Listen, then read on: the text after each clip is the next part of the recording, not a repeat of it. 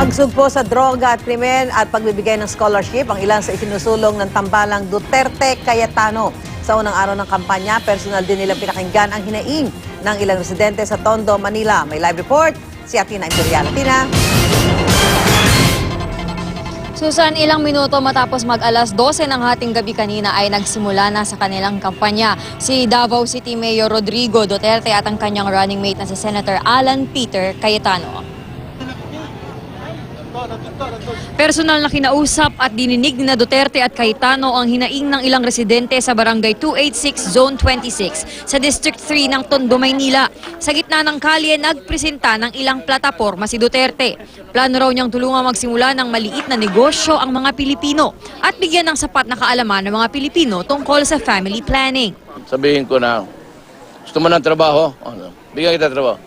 Paligid ka muna. Binigyang diin muli ni Duterte ang pagsugpo sa krimen at droga kapag siya ang nahalal na Pangulo. Isa rin daw sa sentro ng kanyang plataforma ang edukasyon. Sa kanyang pakikipag-usap sa mga residente, kapansin-pansin ang pagiging malapit nito sa mga babae at ang paulit-ulit niyang pagmumura. Pero anya, Nagmumura ako para sa inyo, galit ako. Sinarahan ang Dewi, sinarahan ang EDSA, pinalakad yung mga tao sa init. At 5 araw walang eroplano nakakapasok, nakaalis.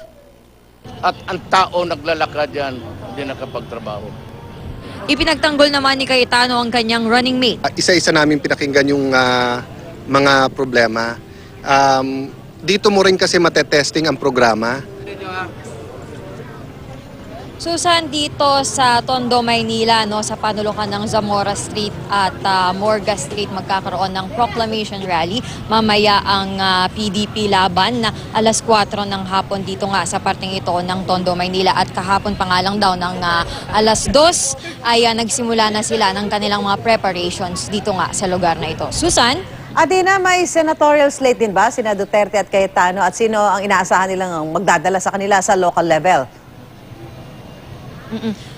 Susan, hindi nila nabanggit sa kanilang pagpunta sa Tondo, Maynila kanina. Ang pinaka-focus lang talaga nila sa kanilang pagpunta sa Tondo, Maynila ay ang kanilang Vice President at ang kanilang presidential candidate. Yun yung talagang nagkampanya kanina. Pero dito ay may mangilan-ngilang mga tarps tayong nakikita ng kanilang mga senatorial balls, kabilang na si Romulo at Zubiri. Susan?